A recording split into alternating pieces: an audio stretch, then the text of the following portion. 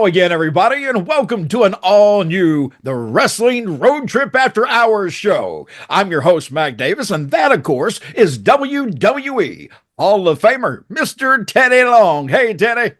Can we get started? Okay, I'm not. Don't even start with me. Don't start with me. Look here, I'm looking forward to today because we're getting out of the snowy South, which is unusual to even say. I still got snow around the house. Oh, by the way, Teddy, just before we went to air, I lost heat. Our heat unit just went down, so I've now got calls waiting to come in from heat techs. Jesus. So well, you better go buy you one of those little space heaters. Do you have them? I got a couple of plug-ins, but I got to go out and get some more gas for one of the gas ones I got, which put out more heat. You know, it's just, and our guest today probably has no clue because he's all down the Caribbean. You know, he's enjoying that lifestyle that I wish I could live every single day. I guess he's there. I'm not sure where he's living. They get tornadoes and thunderstorms really? there, brother. You don't want to be there. Yeah. Well, Teddy, introduce... I'm sorry, Teddy, go ahead and introduce our guest before we start hopping in with him. Well, why don't you introduce him? You was doing all the talking. Oh, well, God, I'm going to smack you. I swear to God. Justin's going to think we're crazy. Justin King is our guest today, and he is talent relations, and that's for All Caribbean Wrestling. Now, you were just kind of smiling when I was talking about the snow here in the South. Where are you from, Justin? Where are you coming from? So I actually live in a small town called Rantoul, Illinois. Yeah. And we get snow all the time. I'm close to the University of Illinois. And what you guys are going through, we go through all the time right now. It just got back up to about 20 degrees. But yesterday it was negative 17 degrees. So yeah, I'll shut up now. It's normal for us. I was telling my wife yesterday, I said, we're sitting here looking at everybody in the snow on the ground. Everybody's enjoying it, but everything is closed. I mean, where you are, business is just as usual, but down here, everything closes up. The bread's gone, toilet paper's gone, everything. It's like a natural disaster. Speaking of a natural disaster, Teddy Long, you had told me that there was a guy that you knew in WWE, and that being Bones. So I want to know where the name Bones came from. Teddy, you want to elaborate on that? And if you're not familiar with Justin King, he was a referee in the WWE. I think that he might have been in the WWF. I don't know where he started there, or was it WWE? But I had the opportunity. It was WWE, yeah. Okay, well, I had the opportunity to work with Bones, and that's why we started calling him Bones. And the reason we started calling him Bones, if you look at him, the guy weighs 85 pounds. Okay, so that's why we're calling him Bones. All right. So and I talked to Mac, and me and Mac decided that we wanted to talk to Justin because he's really made a remarkable change. He's come a long way from being a referee to now he's in the Caribbean running All Caribbean Wrestling. He's in charge of talent relation, which means he does the hiring and the firing and make sure everything is ran right. And to move from refereeing into a position like that, I want to congratulate him first and just say, man, you've been putting in a lot of hard work. And if you could tell us a little bit about All Caribbean Wrestling, because Mac and I, we're interested in that, and we'd like to know, how things are going there. Yeah, so just a little backstory. I got the name Bones from Dusty Rhodes. He named me that when I was training in FCW. Because I was so skinny, and I could cut promos. So were you training as a wrestler or training as a referee? Nope. As a referee, you got to do the WWE way. You got to learn the WWE way. And working down there, I got to work side by side with Dusty, and that was my first little taste of getting into the behind the scenes things. And then obviously, as Teddy said, I worked with him for about 5 years. Got hurt really bad, had a bad accident where I required several surgeries. And it was because of that WWE and I parted ways together amicably. We did it respectfully. I have nothing bad to say about them. They were great to me. They took care of me. But to get to All Caribbean Wrestling, I had decided that I wanted to jump on this board with All Caribbean Wrestling when it first started. And we started in 2021 in the Bahamas. And we had a very, very, very small show. And the idea came that, if we could do the Bahamas, we could really do anything in the Caribbean. And from that moment on, we all started brainstorming. Jeffrey Brazel was in charge of that at the time, and he was moving in such ways that was so big. Next thing you know, we're in Trinidad, and then we go from Trinidad to Jamaica. We've done 3 shows in Trinidad, 3 shows in Jamaica, 3 shows in the Bahamas. we've done a show in Haiti, and we've done a couple in Santo Domingo. And Teddy was with us in the Santo Domingo one time. But what we are now is we've gone from that small company to we're no longer an independent wrestling company. We don't want to say that that's bad, but we are now Correct. on the verge of going to a production style company. And with that come along Mark Henry, who is now taking over as the CEO for All Caribbean Wrestling. Jeffrey Brazel, known as JB Cool, is now the COO.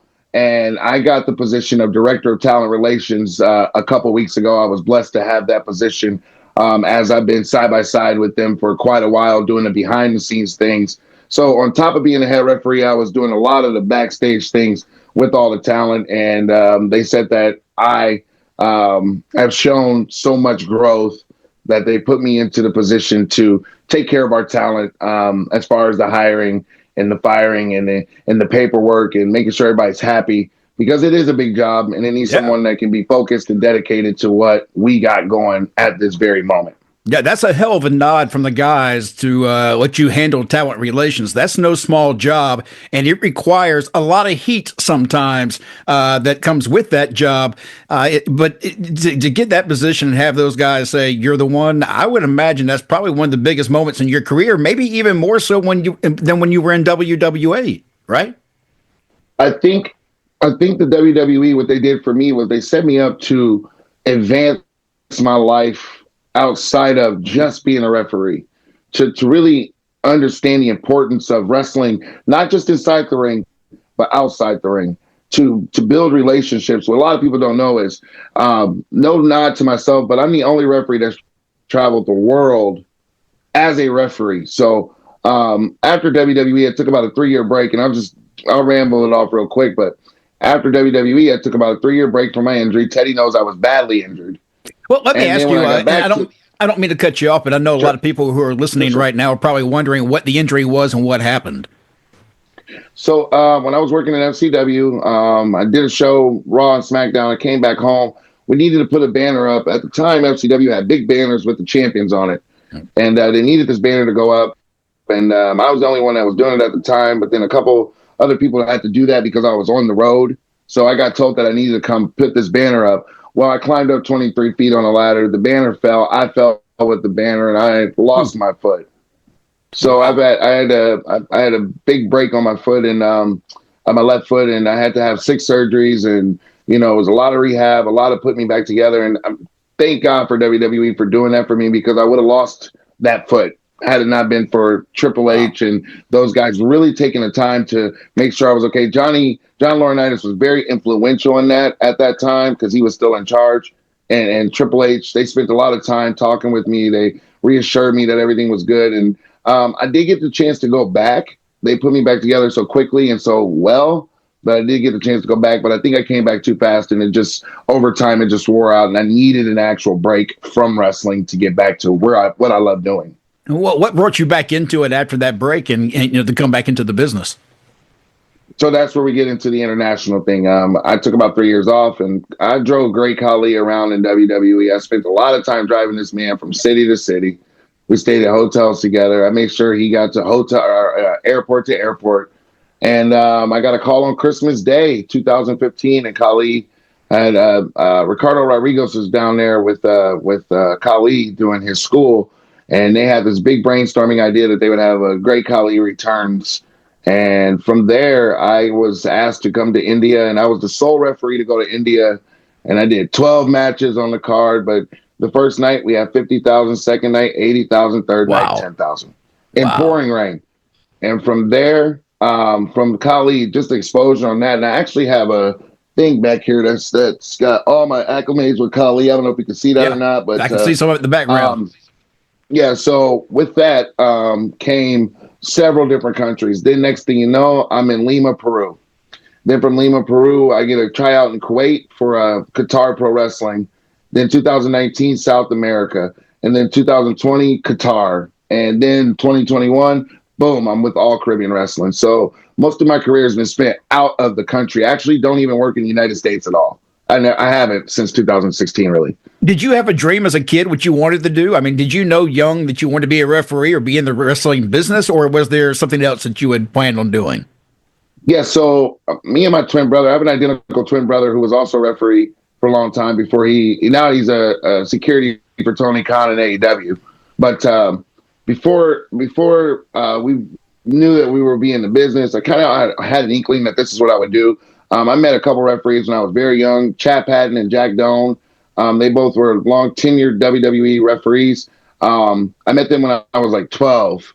And I knew from that moment at the Peoria Civic Center, I knew at that moment that that's what I wanted to do. I knew I was never going to be big enough to be a wrestler. I was too small.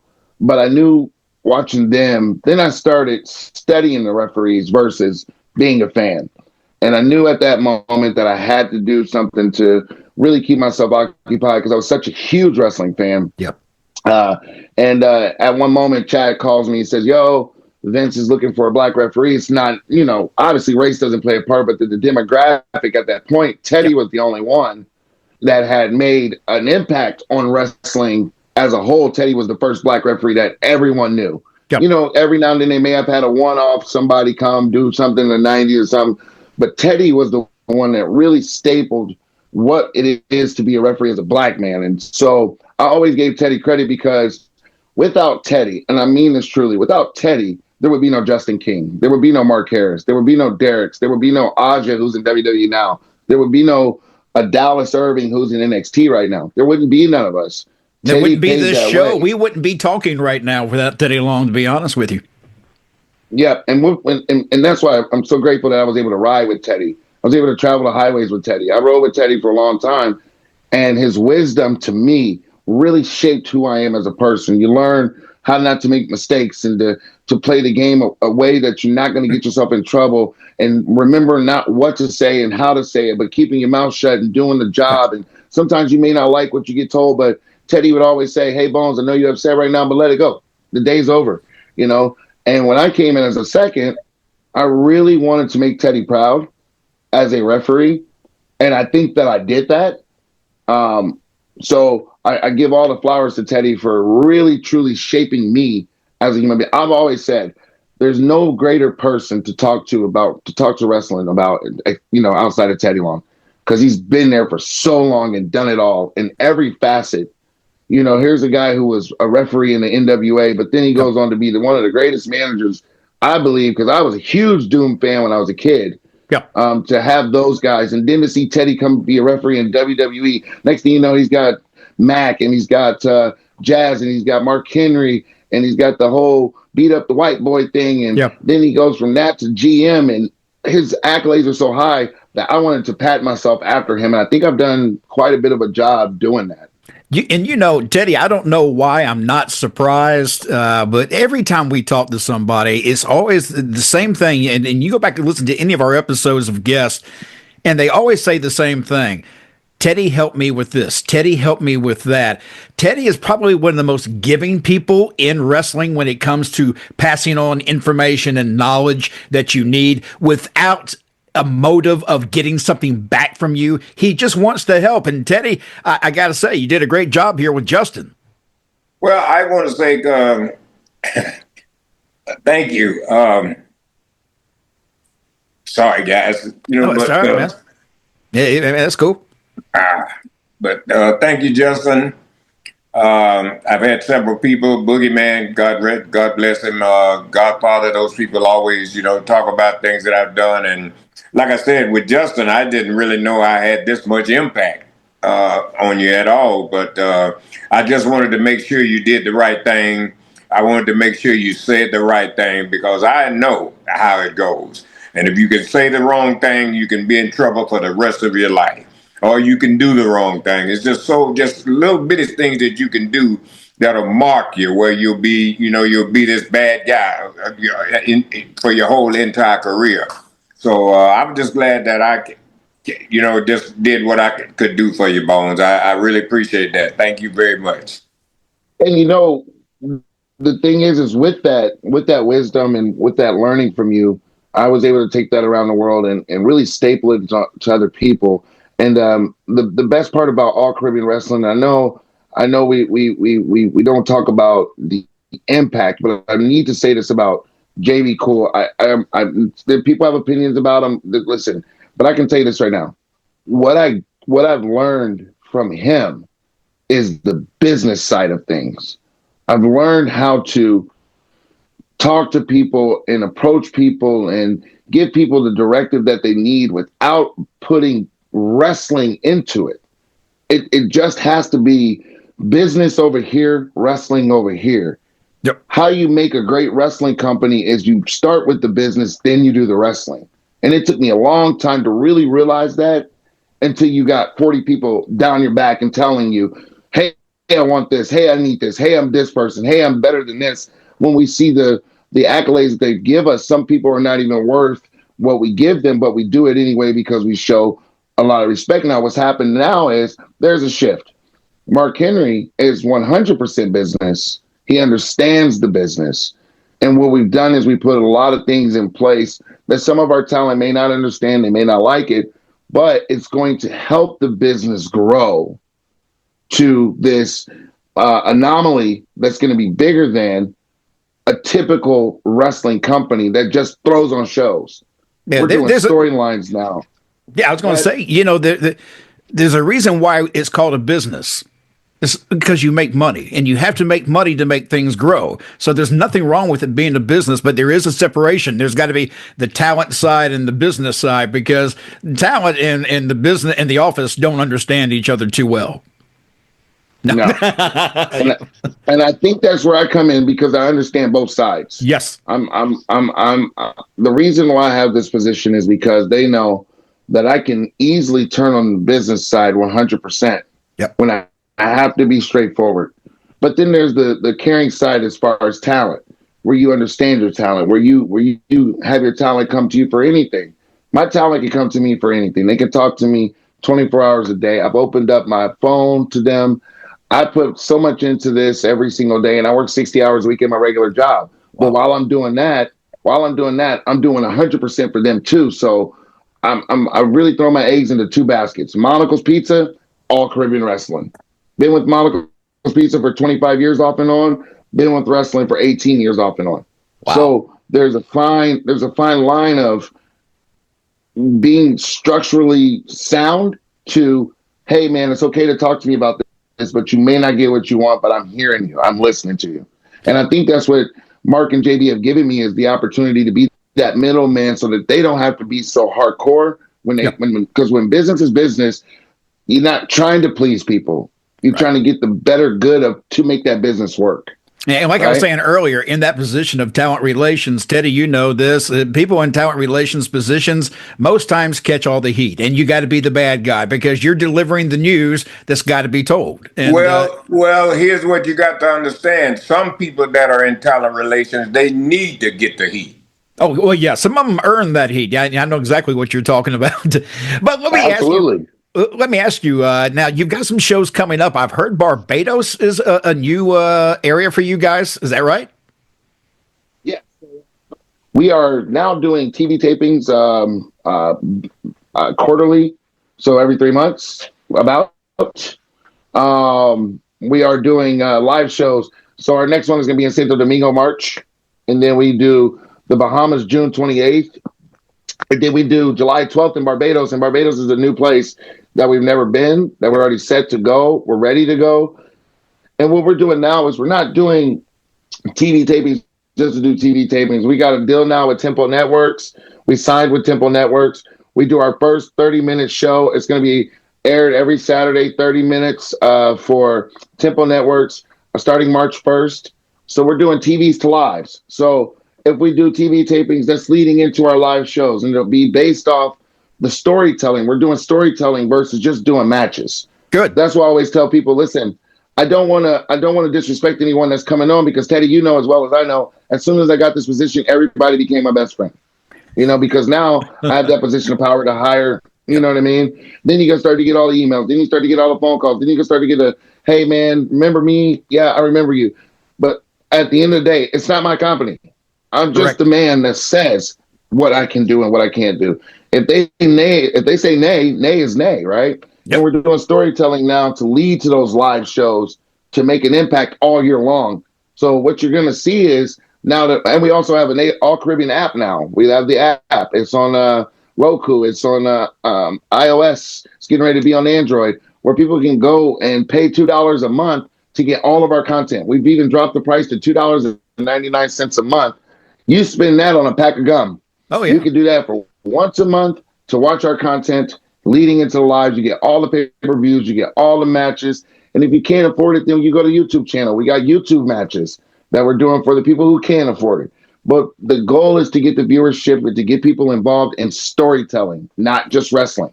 Now, if people who are watching right now, they're thinking, well, I'm not going to be able to catch the show because a lot of it's down, in the Caribbean. Are you not going to be in Vegas as well? We are. So I forgot to add that because I was talking about the so we do have a show April 17th in Vegas. And that's also going to be a show that's from our storylines. We're not just doing the WrestleMania week. A lot of people just come to WrestleMania week. They go there, they do a show, they pick up random people, they do a night of wrestling, and then that's that. No, it's the show on the 17th is not an All Caribbean show. It has nothing to do with All Caribbean. It's got to do with Fighting Evolution Wrestling, which is a sister to All Caribbean Wrestling, but it still is going to tie into what we're doing. Very you know cool. what I mean? Because the All Caribbean part is very much in the Caribbean. Very so cool. We're going. That's going to be April 17th, and the show does start late. I think it's 11 or midnight, one or the other. It's a later show, but we got a lot of good things going on in that show. There's a lot of giveaways. There's a lot of things that's going to happen with that in Vegas. And then it's back to the grind. We got tapings in May. We got tapings in August. We got tapings in September. We're going to be taping all the time. So we're going to have several pieces of content. And again, that app is going to be the gateway for the United States to the Caribbean. All right, one more quick question before we run out of time. As talent relations, what are you looking for All Caribbean Wrestling? Is there a need for something that you're looking for out there? I think as talent relations, I'm looking to structure the best team that can do a job on a monthly basis without any drama, without any hesitations, just to understand where we're trying to go, what we're trying to do. And to the people that have signed with us, we got so many big names that have signed to us already. We got JTG, we got Sidney Akeem, we got Kenny King, we got Jay Rios, who's all over Mexico. We got so many big names. We got Leah James, who was with NXT UK. We got so many big names that have signed with us. Zicky Dice. There's so many names that have signed with us. I know Zicky. Yeah, Zicky's crazy, man. Yep. So there's a lot. We got Elijah Pope. Pope is with us. He's our champion right now. There's so many rising stars that we got signed on now that are trying to take the next step to really Danny Limelight. There's just so many. I just said so many names, but what I'm looking for is people who want to be in a business for the greater good, not just for individuality, not just to get a paycheck, not just to come in and showcase them. It has to be about the company, not the individual. Yep. So Teddy, that's what I'm looking for in All Caribbean Wrestling. Teddy, anything you want to add before we get out of here? No, I just want to say I'm just happy that you and I had the opportunity to talk to Justin and to get him on the show here and tell us a little bit about All Caribbean Wrestling, because these people are on fire. They are doing absolutely great. I had the opportunity to go to one of their shows, but I couldn't get my passport. That was the only thing that detained me. I wasn't able to get my passport, but I do have that now. So All Caribbean Wrestling. And Teddy, I'll just say this, Teddy. Now that you got your passport, I'll be in touch with you, okay? I'll be in touch with you now, bro. We ain't gonna have you do none of the local shows, but I'll bring you down to the Bahamas or something like that so you get the experience of the Caribbean, okay? Okay, you got no my problem, promise on that, Teddy. And I appreciate you having me on the show. And Mark and JB, thank you for having me too. I told them I was coming on today. They were very pleased that you asked me to do this. And I thank you, Mac. You guys are awesome, and I appreciate you. And Teddy, listen, one more thing.